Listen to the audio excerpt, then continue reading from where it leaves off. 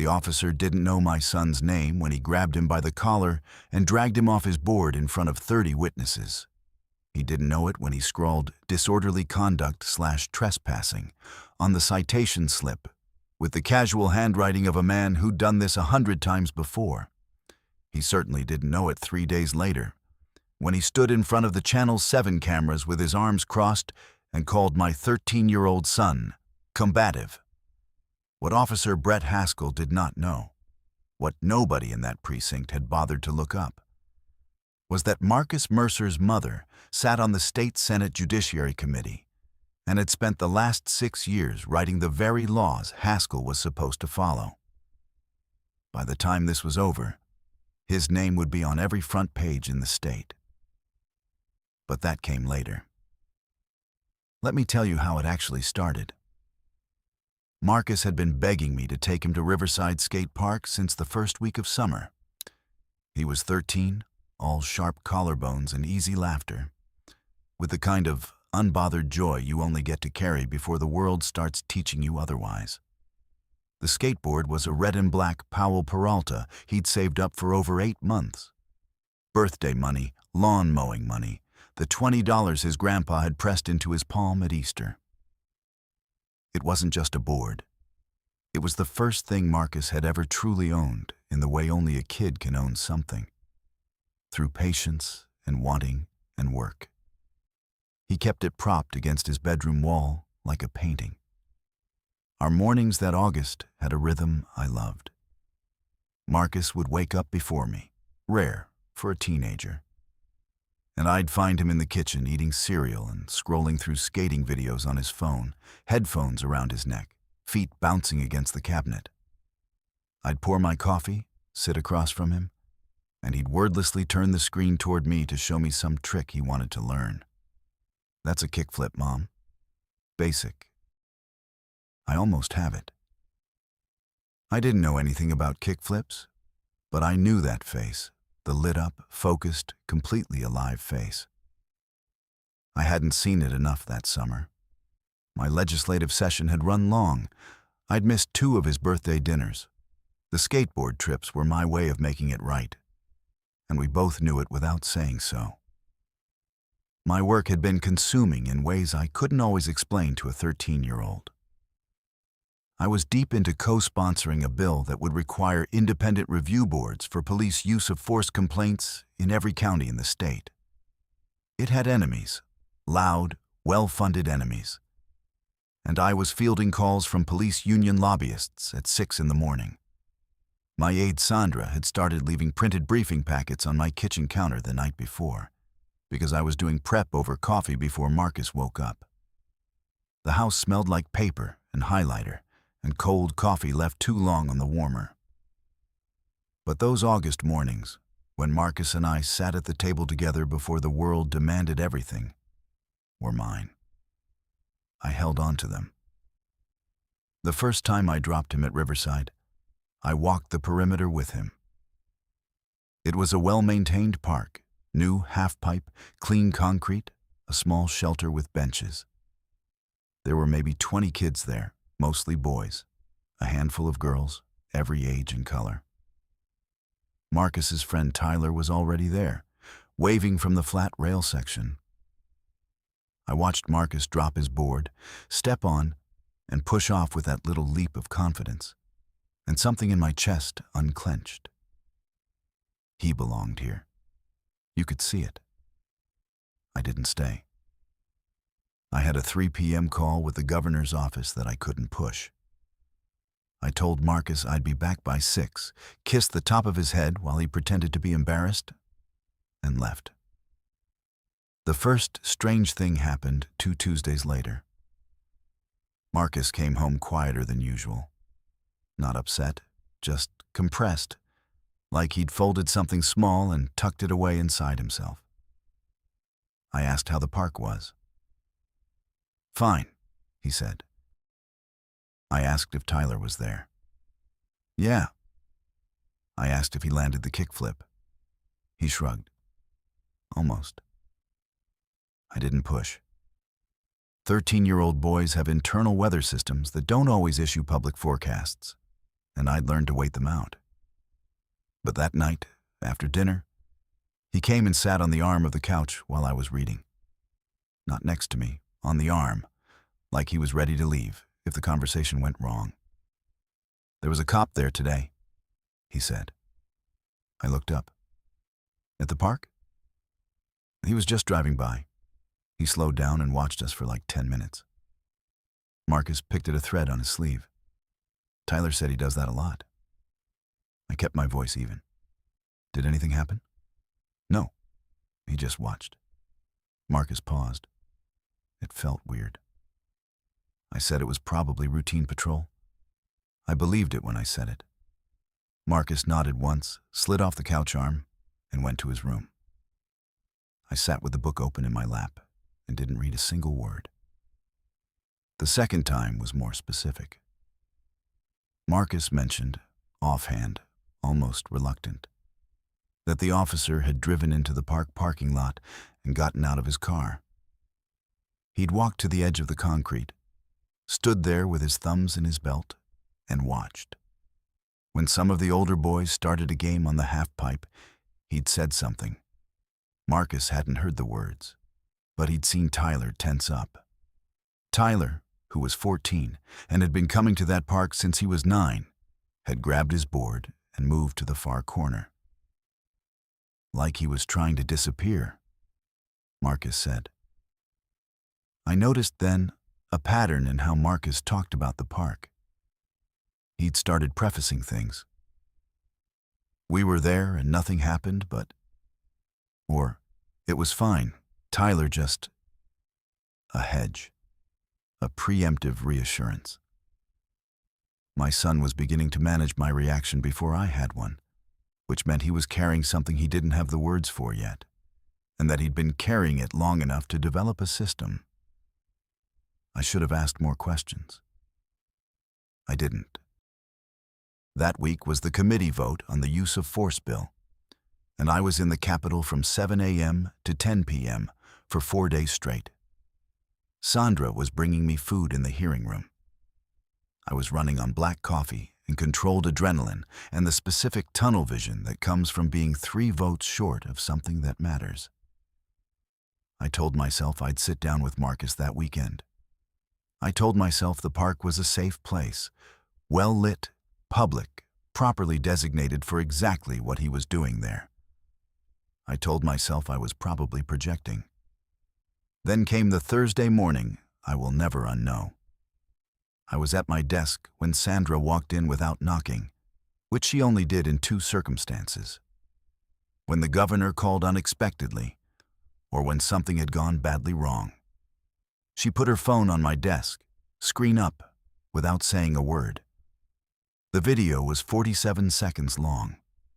Someone had filmed it vertically, slightly shaky, from what looked like the bench shelter near the park entrance.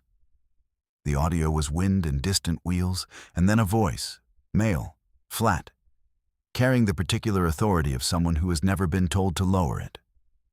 "I told you kids, you don't belong here. Move along." Marcus's voice came back, smaller but steady. "We're allowed to be here. The park is public." "Don't tell me what's public, son." Then the hand. It came in from the left side of the frame, fast, a grab at the back of Marcus's collar, not a gentle redirect, a grip. And Marcus stumbled sideways off his board. The board rolled away and clattered against the concrete barrier. There was a sound from the other kids watching. A collective sharp intake, not quite a gasp. The sound a crowd makes before it decides how to react. The camera shook. The video ended. I watched it twice. My office was very quiet. Outside the window, the Capitol dome was bright white against a cloudless sky. I was aware of Sandra standing very still near the door, watching me the way people watch someone when they aren't sure what she's about to become. My hands, I noticed, were completely steady on the desk. That was the worst part. I'd expected them to shake. They didn't. They just sat there on either side of the phone, very flat and very still.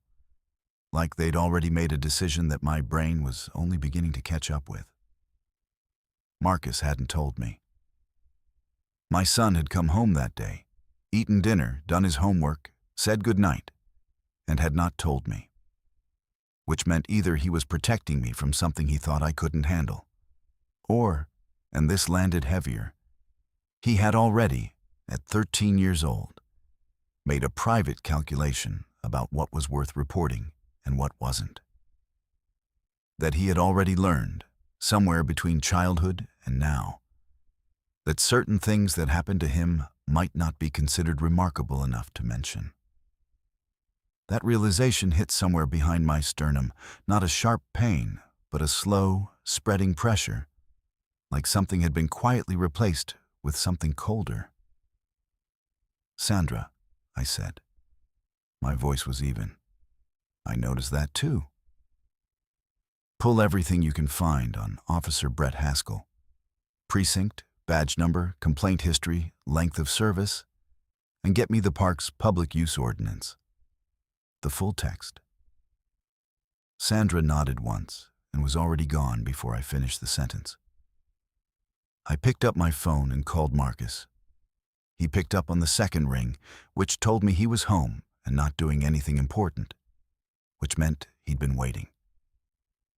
That thought, that he'd been sitting in his room waiting, not sure if I'd seen it, made the cold thing in my chest spread further and settle in. "Hey, Mom." "Marcus." I kept my voice very quiet, the way I did in committee hearings when someone had just said something they shouldn't have. I saw the video. Silence. Not the silence of someone caught in a lie. The silence of someone who had been bracing for a wall to hit and had finally run out of room to run. "I was going to tell you," he said. "I know you were. It just... You were so busy with the bill, and I didn't want... Marcus." I stopped him, because I could hear him already starting to apologize for something that had happened to him, and I couldn't let that continue for one more second. "You don't protect me. That's my job, not yours.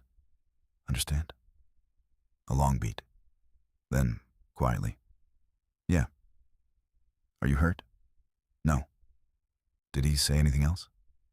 After what's in the video?" Marcus was quiet for a moment.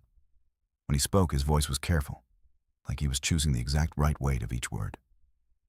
"He said we didn't belong there, that the park was for the community and we were causing problems. Tyler asked if he could see the ordinance, and the officer laughed, like it was funny.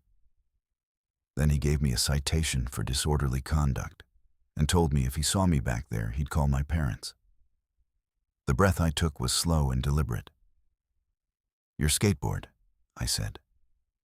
"Where is it?" "Home. It's fine. Just a scratch on the nose." I looked at the Capitol dome again.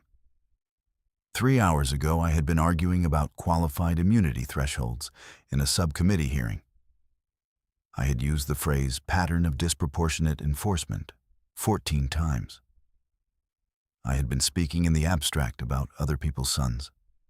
I was no longer speaking in the abstract. "I'll be home by 7, I said. "Don't go anywhere. We're going to talk. And Marcus, I need you to write down everything you remember. Every word, every detail. Time, what he looked like, exactly what he said. Can you do that?" "Yeah," he said. There was something different in his voice now. Less compressed, like a small amount of pressure had been released. "Mom?" "Yes?" "Tyler's mom has the full video, 47 seconds. But there are 2 other angles. Tyler's cousin filmed from the other side." I sat very still for 1 full second. "Tell Tyler's mom I'll call her tonight." That evening, Sandra came to my house, unusual, after hours, which was her way of saying this was not a work errand, it was a personal one. She put a manila folder on my kitchen table while Marcus sat across from us. his written account in his own careful handwriting already in front of him. Sandra opened the folder without ceremony. Officer Brett Haskell, 8 years on the force, Precinct 14. The complaint history she'd pulled through a public records request was 3 pages long.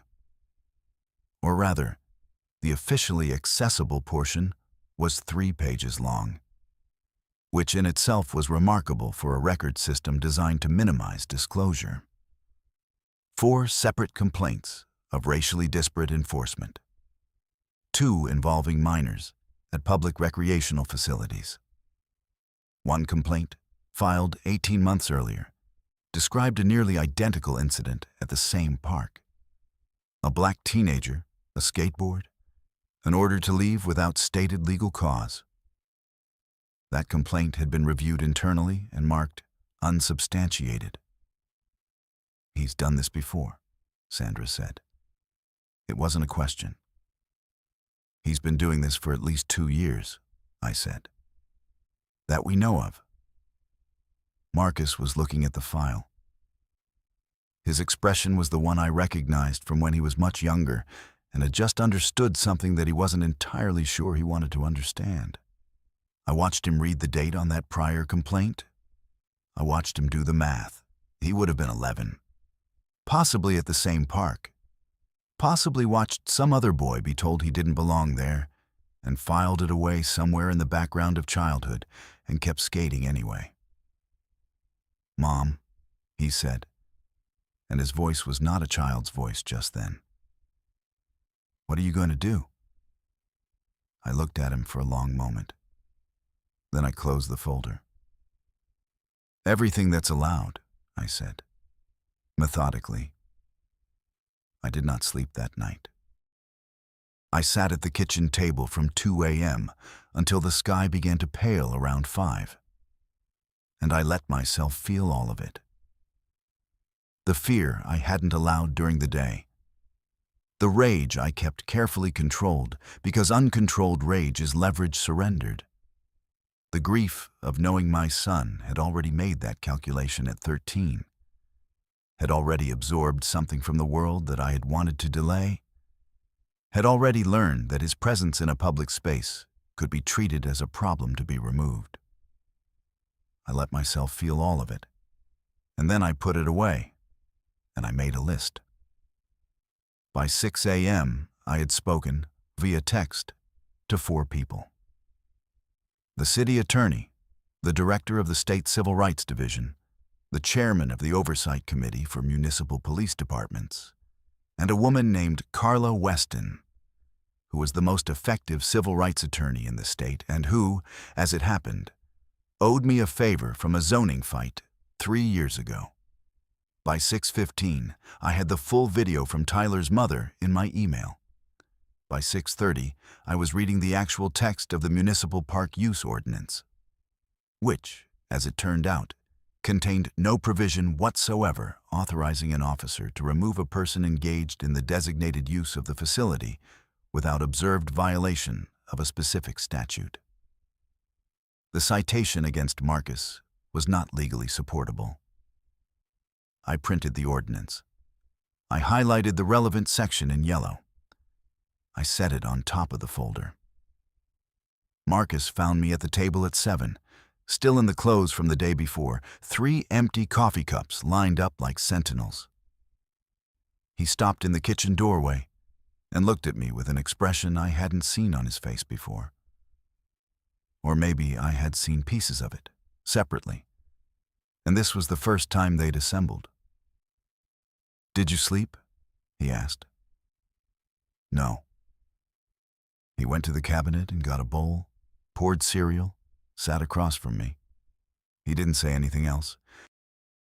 We sat in the early morning kitchen, and the refrigerator hummed. And outside a bird was doing something complicated and cheerful. And my son ate his cereal and watched me over the rim of his bowl with those steady, serious eyes. And I thought, he is not a child in the way I needed him to stay a child. He hasn't been for a while. And somehow that was both a loss and exactly the reason I was going to finish what I started. The press conference was not something I announced in advance to the precinct. I announced it to 3 journalists I trusted, a civil rights organization, and the parents of 4 other children, all of them black, all of them between 10 and 16, all of them with documented encounters with Officer Haskell at or near public recreational facilities within the last 30 months. Carla had found them in 48 hours. 48 hours. Which told its own story about how deep the pattern went. The precinct captain, a man named Gerald Foley, who had been carefully neutral toward me for years in that particular way of officials who are never sure which direction the wind is blowing, received a courtesy call from my office 1 hour before. Sandra made the call. She delivered the information in her most pleasant, most precise voice. Senator Mercer would be making a public statement regarding a documented pattern of racially discriminatory enforcement by an officer under Captain Foley's command, would be presenting supporting documentation, including official complaint records, video evidence, and witness statements, and would be recommending referral to the State Civil Rights Division for independent investigation. If the captain wished to attend, he was welcome. The call lasted 4 minutes. The press conference was held at Riverside Skate Park. This was deliberate. Carla stood on my left. Marcus stood on my right in his red and black Powell Peralta hoodie, the one that matched the board. Tyler and his mother were behind us. The 4 other families stood in a line. There were cameras from 5 local stations and 2 regional papers. There was also, I noticed, a small cluster of kids from the park who had heard through some network of word of mouth that something was happening here today, and who stood at the edge of the concrete with their boards under their arms, watching. I did not raise my voice. I did not perform anger. I laid out the facts the way I would lay out a bill in committee. The date of the incident, the officer's name, the prior complaints, the legal text of the ordinance, the citation that was issued without legal basis. I stated that a formal complaint had been filed with the Civilian Oversight Board that morning. I stated that the State Civil Rights Division had opened a preliminary inquiry. I stated that the Use of Force Accountability Bill currently in committee, the one that would require independent review of exactly this kind of complaint pattern, would be moving to a full Senate vote within the month. Then I paused, and I turned slightly toward the cluster of cameras, and I said the line I had composed at the kitchen table at 4 in the morning, quietly, with my hands flat on the table and Marcus's written account in front of me. My son was told he didn't belong here. I want to be very clear about something. He belongs here. This park is his. This city is his. And any officer who does not understand that has no business patrolling it. The silence that followed was not empty. It was the particular silence of 30 people deciding simultaneously that they had just witnessed something that mattered. Captain Foley, as it turned out, had attended. He stood at the back of the assembled crowd in plain clothes, without a statement prepared. I saw him when it was over, and our eyes met for one moment across the concrete, and I held his gaze until he looked away first. That took about 3 seconds. Officer Haskell was placed on administrative leave pending the Civil Rights Division inquiry 6 days later. The citation against Marcus was formally dismissed by the city attorney's office in 11 days, with a written note in the record that the issuance had been without legal basis. The inquiry expanded, as these things do when someone finally opens the file all the way. And by January of the following year, it had reviewed 14 separate incidents involving Haskell over 4 years, 9 of which involved Black or Latino youth at public facilities. He was decertified in March. He would not work in law enforcement again. The Use of Force Accountability Bill passed the Senate 22-17 on a Tuesday afternoon in October. I was at the podium when the vote was called, And when the clerk read the count, I did not cheer or pump my fist the way some of my colleagues did. I just stood very still for a moment and let it land. Sandra, in the gallery, caught my eye and nodded once. I called Marcus from the parking garage. "It passed," I said. "I know," he said. Tyler texted me. His mom was watching the live stream. I laughed. It came out rough, slightly too large for the parking garage's acoustics. "How's the kickflip coming?" "Landed it twice today." A pause. "Mom, thank you." "Don't thank me," I said. "You wrote it all down. You remembered every detail. That's what made it real on paper. That was you." He was quiet for a moment, and I could hear the particular quality of a 13-year-old trying to receive a compliment without deflecting it. "Okay," he said finally. "I'll take that." Months later, in early spring, I went back to Riverside Park on a Sunday morning with no agenda and no schedule and nowhere else to be. I sat on the bench near the shelter and watched Marcus skate. He'd gotten better, noticeably better the way kids improve when something has been fully given back to them. He moved through the space like he'd always been there, which of course he had. Tyler was with him, and a girl I didn't know who was better than both of them, and 3 younger boys who kept trying to copy tricks and falling and laughing. At one point, Marcus rolled past the bench and did a small kickflip, clean, easy, unhurried, and looked over at me, and I raised my coffee cup. He grinned and kept going. The park was loud and warm and full of kids who belonged there. The board's red deck caught the morning light on each pass, that same red and black he'd saved 8 months for, carrying it now like it had always been the lightest thing in the world.